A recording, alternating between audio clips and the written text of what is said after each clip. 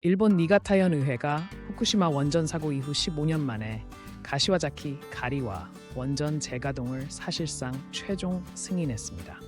이 결정으로 일본 정부는 에너지 안보 강화를 위해 세계 최대 규모 원전 재가동을 추진할 전망입니다.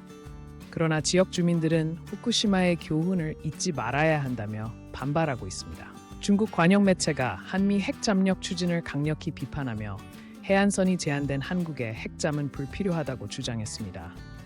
이어 핵 비확산 체계를 위협하고 지역 평화를 해칠 뿐이라며 미국의 해상 영향력 확장을 차단하려는 의도를 드러냈습니다. 한편 이재명 대통령의 내년 방중 전 외교 기싸움도 예상됩니다. 미국 CBS 여론조사에 따르면 미국인의 50%가 트럼프 대통령의 경제 정책으로 재정 상황이 나빠졌다고 응답했습니다. 긍정평가는 18%에 그치며 내년 중간 선거를 앞둔 트럼프 캠프에 비상이 걸렸습니다. 특히 민생 경제 지지율 연속 하락으로 공화당의 의회 장악력 위협받을 전망입니다. 연준 의장 유력 후보인 해시 전 재무장관이 인플레이션이 목표치 아래로 안정됐다면 금리 인하를 검토해야 한다고 발언했습니다. 이는 연준 의장 임명을 앞두고 금리 정책 기조를 암시한 것으로 분석됩니다.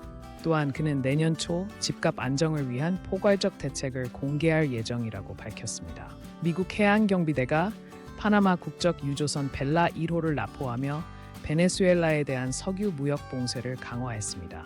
이번 조치는 마두로 정부의 해외 자금원 차단 목적이며 이달 들어 세 번째 사례입니다.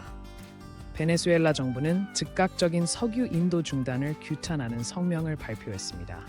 유럽연합이 2035년부터 내연기관 신차 판매를 전면 금지하는 법안을 최종 승인했습니다. 이에 따라 EU 회원국들은 전기차, 수소차 등 친환경 차량으로의 전환을 가속화해야 합니다.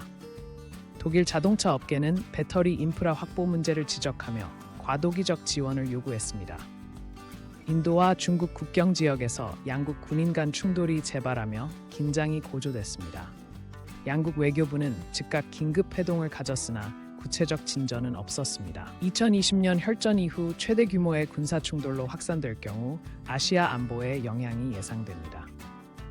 사우디아라비아가 2024년부터 여성의 남성 보호자 동반 없이 성지 순례, um라를 허용한다고 발표했습니다. 이는 왕세자 빈 살만의 사회 개혁 정책 일환으로 작년 여성 운전 금지 해제에 이은 추가 조치입니다. 그러나 보수층의 반발로 현장 적용 여부가 관심사입니다. 러시아 북극권 노베랑 인근에서 대규모 천연가스 누출 사고가 발생해 환경 재앙 우려가 커지고 있습니다. 현장 인근 강과 툰드라 지대가 오염되며 유럽 환경 단체들이 즉각적 조사와 보상을 요구했습니다. 러시아 당국은 기계 결함이 원인이라 밝혔습니다. 호주 정부가 시드니 북부 지역에 산불 재난을 선포하며 주민 대피령을 발령했습니다. 기록적 폭염과 건조한 날씨로 화재가 급속히 확산 중이며 이미 200가구 이상이 초토화됐습니다. 뉴사우스웨일즈 주정부는 군 병력 동원을 요청하는 등 비상 대응 체계를 가동했습니다.